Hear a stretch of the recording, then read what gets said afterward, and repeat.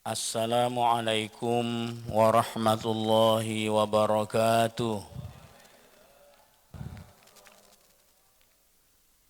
Alhamdulillahilladzi ja'ala at-taqwa libasas salihin wa hadana ila siratil mustaqim.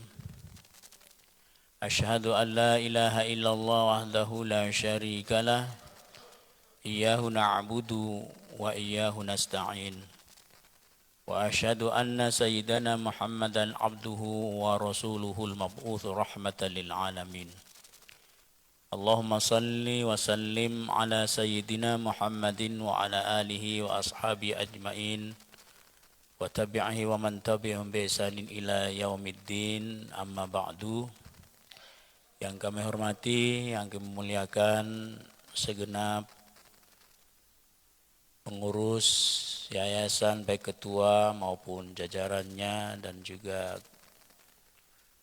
seluruh pengurus DKM Dewan Kemakmuran Masjid, baik ketua dan juga keanggotaannya, serta yang kami muliakan Imam Masjid Jami Al-Munawwarah, dan Bapak Ibu hadirin hadirat jamaah salat subuh yang dirahmati oleh Allah Subhanahu wa taala, yang kami muliakan, yang kami hormati. Alhamdulillah, di subuh yang penuh dengan barokah ini Allah masih memberikan kita kekuatan untuk bisa menundukkan hawa nafsu dan juga mengantarkan diri kita untuk taat kepada Allah Subhanahu wa taala.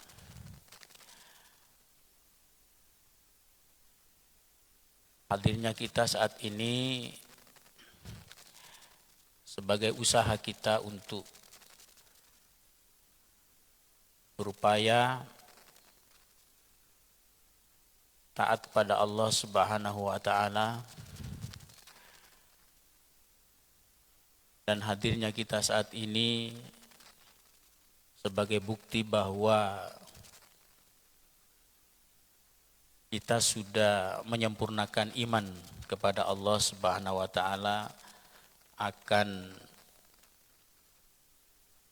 mengerjakannya sholat subuh yang baru saja kita kerjakan.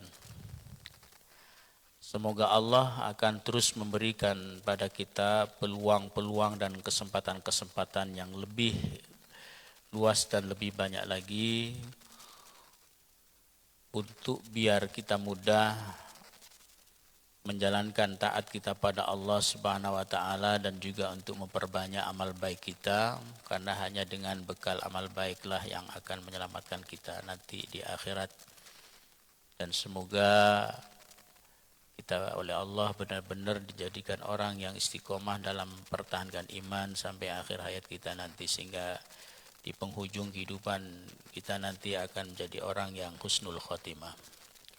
Salawat dan salam mari kita haturkan kehadiran junjungan Nabi besar kita Muhammad sallallahu alaihi wasallam dengan baca Allahumma shalli ala sayyidina Muhammad wa ala ali sayyidina Muhammad. Semoga saja Rasulullah akan mengakui kita sebagai umatnya, dan Rasulullah memintakan pada Allah Subhanahu wa taala untuk kita agar Allah memberikan pada kita syafaatnya yang akan menjadi pelantara kita untuk masuk ke dalam surganya Allah, dan juga menjadi penyelamat kita nanti di akhirat, pelindung kita dari segala huru-hara dan murka dan azabnya Allah Subhanahu wa taala, sehingga kita betul-betul akan menjadi orang yang selamat kelak nanti di akhirat, akan dimasukkan ke dalam surganya. Amin ya rabbal alamin. Bapak Ibu jamaah salat subuh yang dirahmati oleh Allah SWT, pagi ini kita kembali hadir dulu bersama setelah melaksanakan ibadah salat subuh yang baru saja kita kerjakan, untuk mengikuti pengajian rutin kita setiap Kamis pagi hari ini, yaitu pengajian kitab Nasaihul Ibad.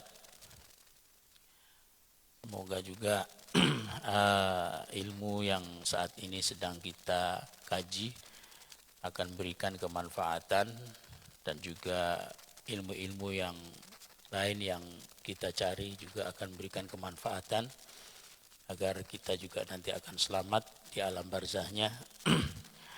Dan mari sebelum kita memulai untuk melanjutkan ngaji kita pada pagi hari ini, kitab Nasal Ibad, mari terlebih dahulu kita membaca surat Al-Fatihah untuk mengharapkan ridha Allah Subhanahu wa taala serta dapatkan syafaat Rasulullah dan keberkahan serta kemanfaatan daripada kitab Nasal Ibad ini. Biridha ilahi ta'ala wa bisyafaati Rasulullah wa bibarakati hadzal kitab. Allahumma qdi hajatina wa taqabbal a'malana wastajib du'ana. Al-Fatihah. A'udzu billahi minasyaitonir rajim. Bismillahirrahmanirrahim. Alhamdulillahi rabbil alamin. Ar-Rahmanir Rahim. Maliki yaumiddin. Iyyaka na'budu wa iyyaka nasta'in. Ihdinas siratal mustaqim. Siratal ladzina an'amta 'alaihim ghairil maghdubi 'alaihim waladdallin. Amin. Baik Bapak Ibu yang kami hormati, mari kita mulai untuk melanjutkan ngaji kita pada pagi hari ini. Yang saat ini kami akan meneruskan bacakan maqalah yang ke-8.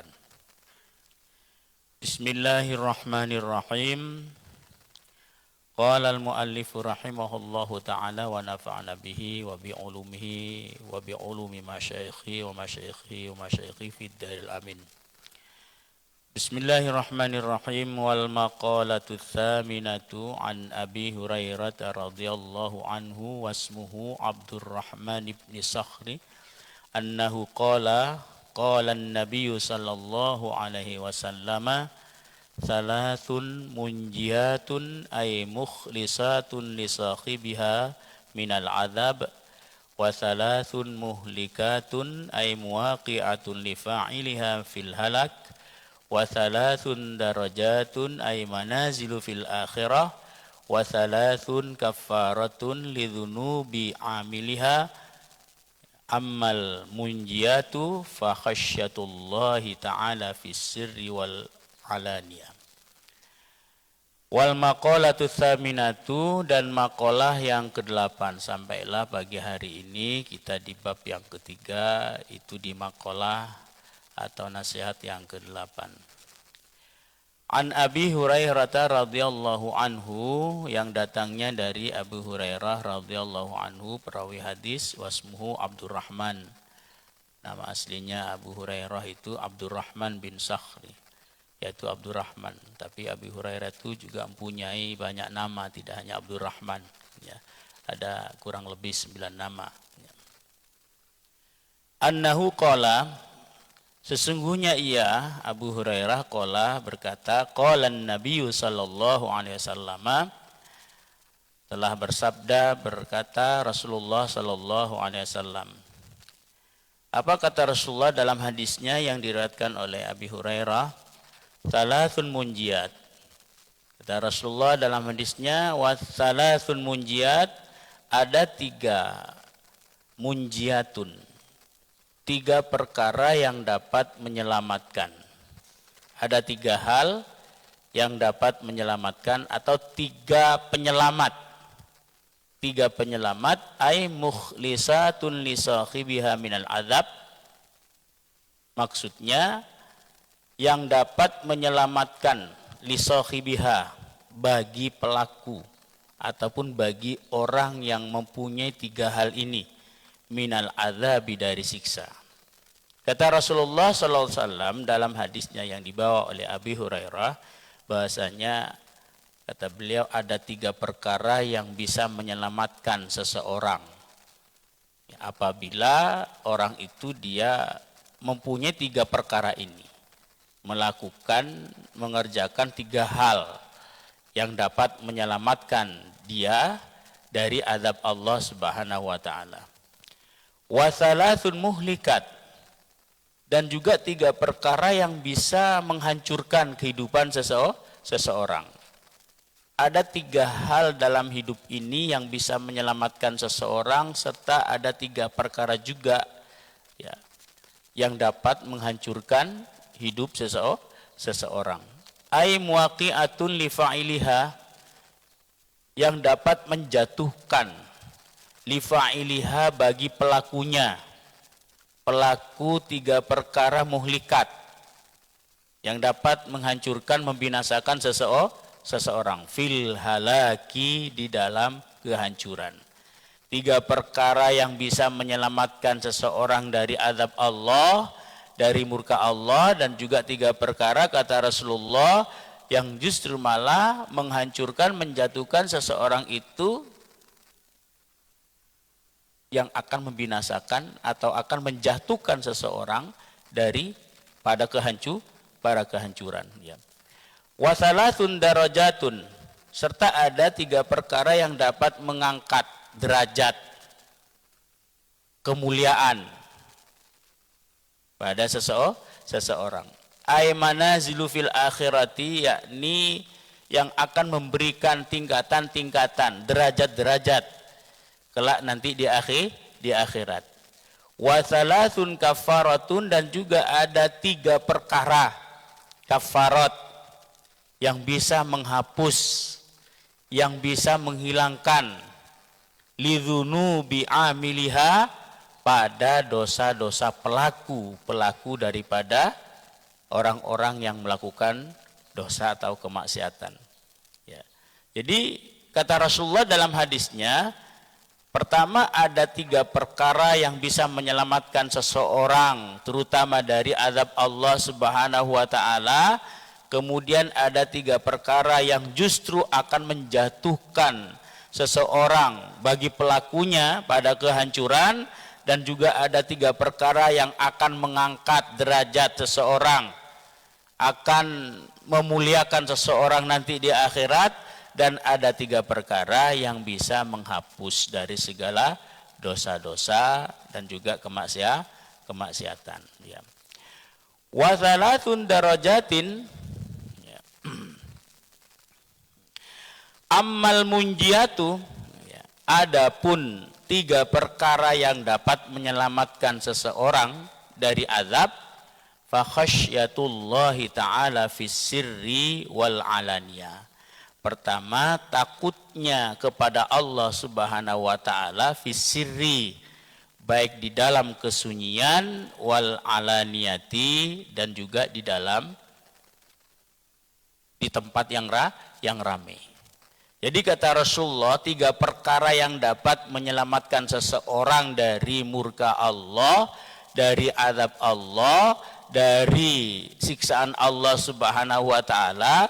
Pertama, fa khasyatullah, takutnya seseorang itu kepada Allah Subhanahu wa taala fis sirri wal alaniyah. Rasa takut kepada Allah baik fis sir, di dalam kesepian, di dalam kesunyian, wal alaniyah, dan juga di dalam keramaian.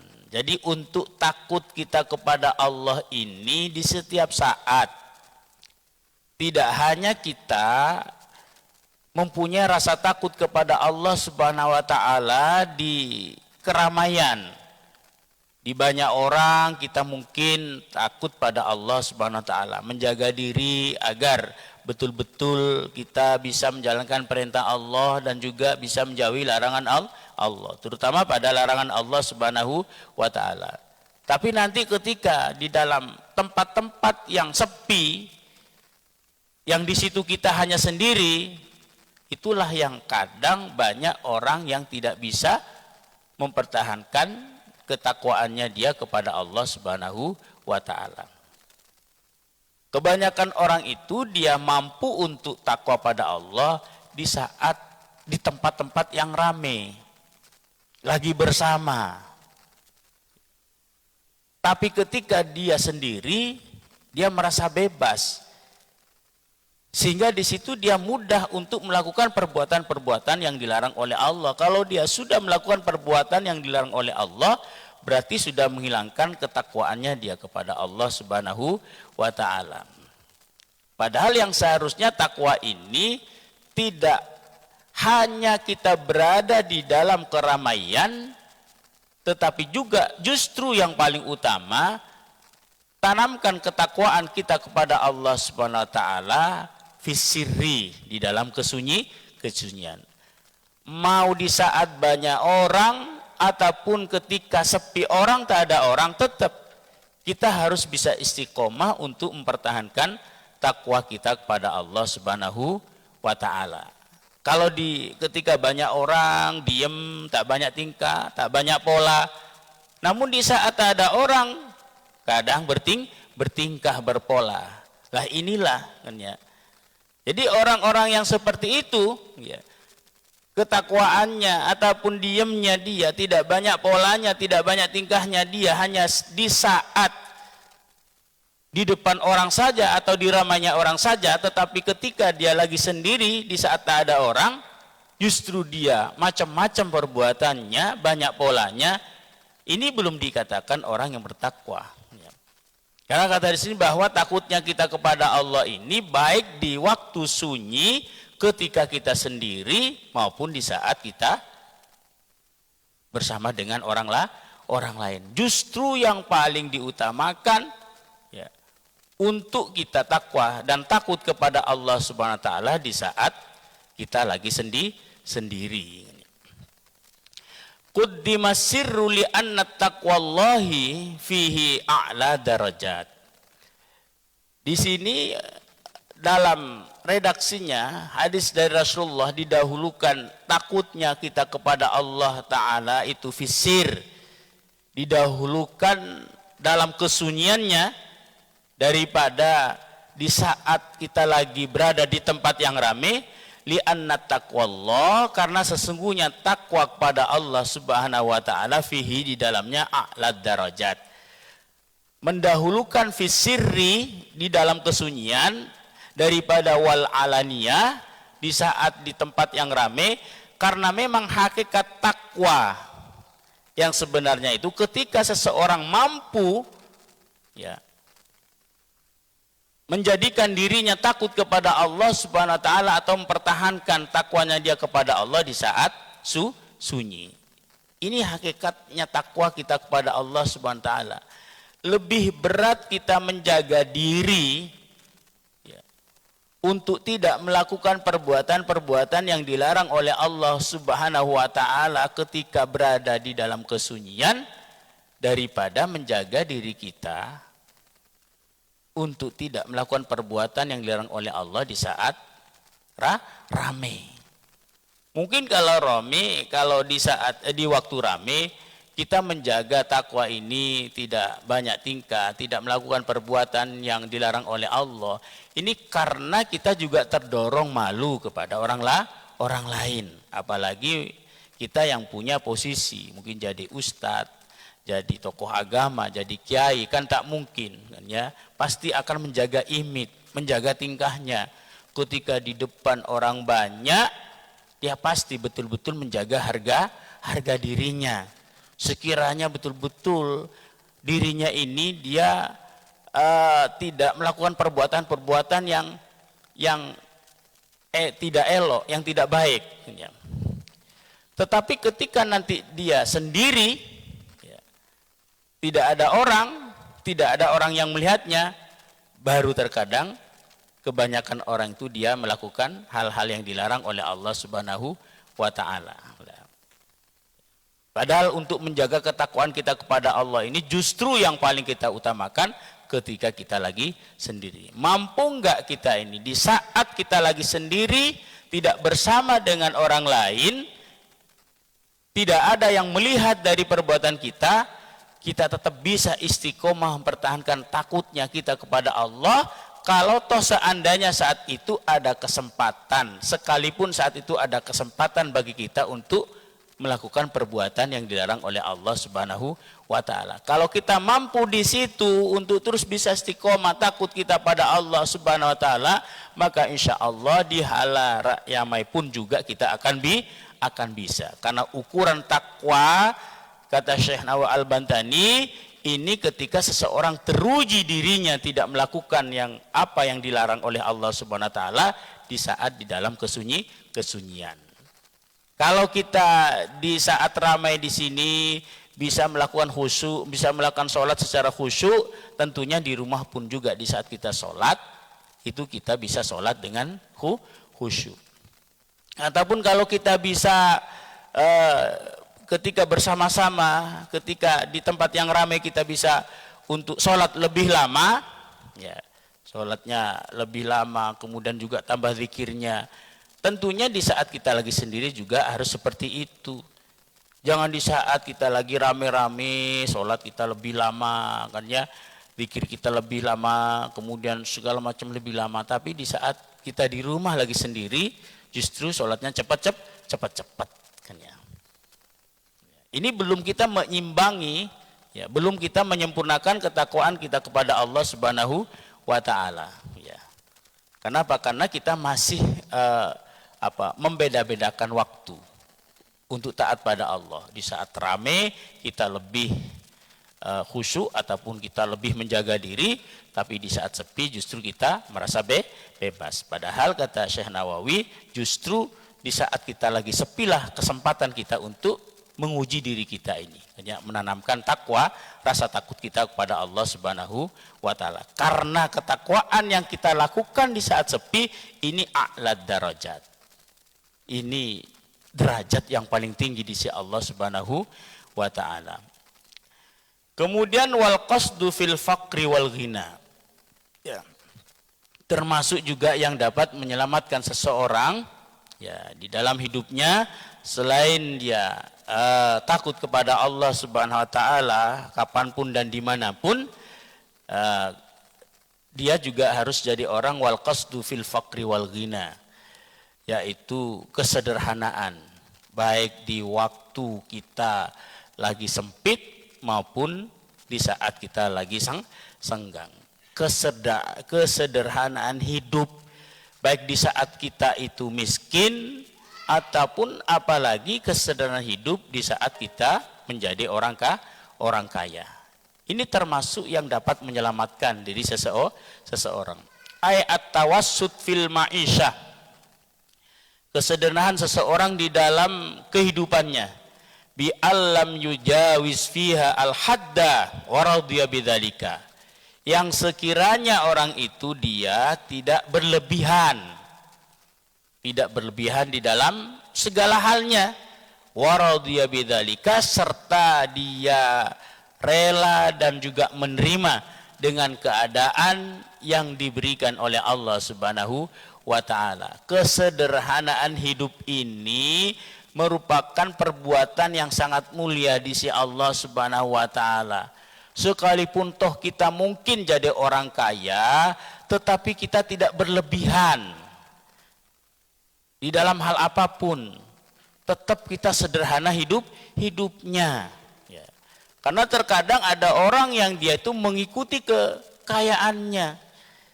Ya. Satu contoh, ada orang yang kaya, dia sebenarnya satu mobil saja sudah cukup, sampai membeli koleksi mobil, sampai banyak mobil. Itu namanya berlebihan.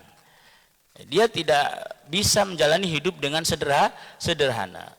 Rasulullah sekalipun penuh dengan kecukupan, tetapi hidupnya sederhana. Bahkan dari kesederhanaan Rasulullah SAW dalam berpakaian saja, seperti yang diceritakan di dalam Al-Barzanji, Rasulullah ini dia menjahit pakaiannya sendiri, kemudian juga memperbaiki sandalnya sendiri. Artinya selagi apa yang dia punya, baik bajunya, pakaiannya, sandalnya masih bisa dipakai, ya, dia tetap pakai, ya. Tidak berboros-borosan, tidak istilahnya mentang-mentang oh saya banyak uang kemudian pakaian sedikit tidak cocok, ya, ataupun sedikit sudah lama akhirnya dibuang. Hal seperti inilah yang tidak diharapkan dalam agama. Justru yang dianjurkan oleh Rasulullah SAW kesederhanaan hidup. Kesederhanaan hidup inilah yang akan menyelamatkan seseorang dari segala hal-hal yang tidak diinginkan oleh dirinya, terutama dalam jalani kehidupan dunia ini. Wal qasdu fil faqri wal ghina, dan kesederhanaan di saat dia fakir maupun di saat dia kaya. wal adlu birridha wal ghadab. Ya. Dan juga yang ketiga yang dapat menyelamatkan seseorang dari murka Allah, terutama dari azab Allah, ya, itu al adlu firridha wal ghadab, menerima, ya, menerima segala apapun yang ditentukan diberikan oleh Allah Subhanahu wa taala. Wa yarda liridahu, dan dia ridho, ya, liridahu terhadap ketentuannya, ya. Dan juga dia menjadi orang yang tidak menyombongkan diri. Wa ammal muhlikatu fasyuhun syadid, dan adapun perkara-perkara yang dapat menghancurkan, membinasakan seseorang, fasyuhun syadid, pertama pelit yang berlebihan, seperti yang pernah kami sampaikan, ya, di kitab Bidayatul Hidayah, ya, bahwa kata Rasulullah itu ada 3 perkara yang dapat membinasakan, menghancurkan seseorang. Pertama itu syuhun syadid, pelit yang berlebihan. Karena pelit yang berlebihan yang dimiliki oleh seseorang ini akan membuat dirinya menjadi orang dengki. Di sini pun juga Rasulullah mengatakan bahwa 3 perkara yang dapat menghancurkan, membinasakan seseorang, fasyuhun syadid, itu pelit yang berlebihan. Ai bakhilun syadid, yaitu bakhil yang berlebihan. Fala yu'addi ma alaihi min haqqillah, dia tidak memenuhi apa yang menjadi kewajibannya dari haknya Allah Subhanahu wa taala, wa haqqal khalqi, dan juga apa yang menjadi haknya makhluk, haknya manusia. Orang kalau sudah mempunyai jiwa pelit di dalam dirinya, kan, ya, itu dia apalagi, ya, bahkan nanti ada orang yang dia tidak hanya dia tidak memenuhi, ya, apa yang menjadi haknya Allah kepada dirinya, atau apa yang menjadi haknya pada orang lain, apalagi yang mau berbagi dari apa yang dia punya, dari apa yang dia miliki kepada orang lain. Terkadang ada orang yang begitu pelitnya, begitu kikirnya, untuk dirinya saja dia pelit. Untuk dirinya saja dia pelit, kan, ya, apalagi untuk berbagi kepada orang lain.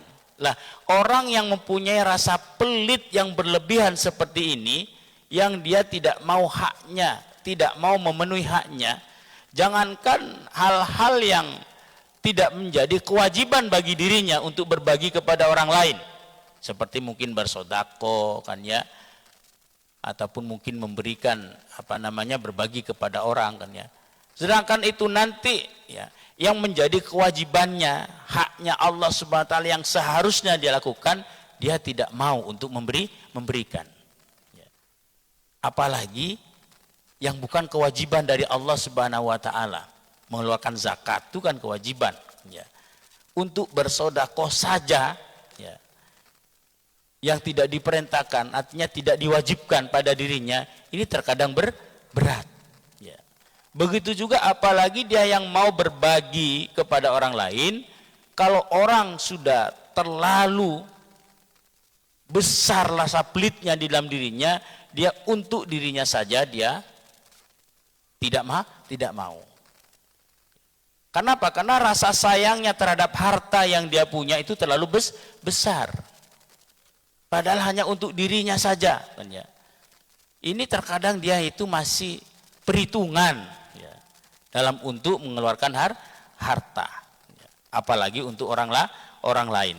Lah, orang yang mempunyai pelit yang berlebihan ini, kata Rasulullah SAW, ini termasuk orang yang akan menjatuhkan dirinya kepada kehancuran. Ya. Wa fi riwayatin, dan di dalam satu riwayat, fasyahun muta', yaitu pelit yang dituruti. Ai bakhilun yuti'uhu al-insan, yaitu kebakhilan yang dituruti oleh seseorang. Amma law kana al-bakhlu mawjudan fin nafsi ghaira muta' fala yakunu muhlikan. Adapun bakhil-bakhil yang biasa yang dimiliki oleh setiap orang yang tidak dituruti kebakhilannya, fala yakunu muhlikan, maka itu tidak menjadikan dia menjadi orang yang menghancurkan, menjatuhkan dirinya pada kehancuran. Kenapa? Li'annahu minas sifatil lazimatil li nafsi. Karena sifat bakhil itu pasti akan ada pada setiap diri seseorang. Jadi memang setiap orang itu dia mempunyai rasa bakhil sebenarnya. Tinggal besar dan kecilnya. Kalau bakhil-bakhil yang biasa yang sekiranya terus tidak diikuti kebakhilannya, bakhil-bakhil biasa, ini tidak sampai akan menjatuhkan seseorang itu pada kehancuran. Tapi kebakhilan yang diikuti itulah yang akan membuat seseorang itu dia tidak hanya hancur di dalam hidupnya, tetapi juga akan dimurka oleh Allah Subhanahu wa Ta'ala.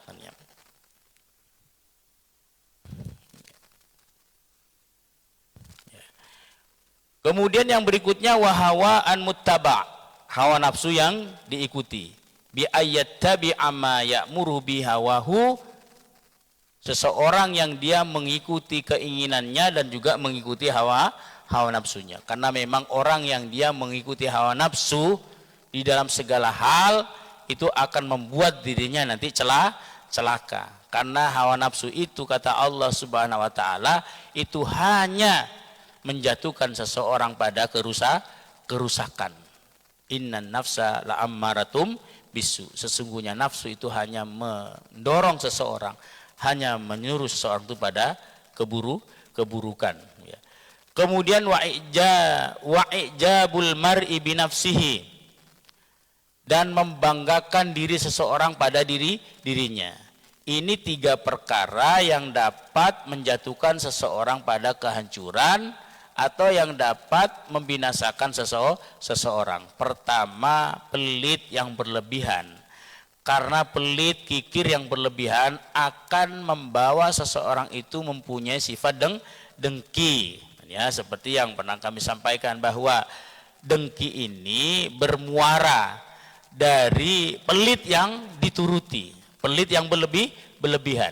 Seseorang kalau dia terlalu pelit ya pada dirinya, maka nanti pada ujungnya, pada akhirnya akan membuat orang itu dengki. Karena pelit ini hanya untuk berat dirinya itu memberikan sesuatu apa yang dia punya, sesuatu apa yang dia miliki kepada orang lain.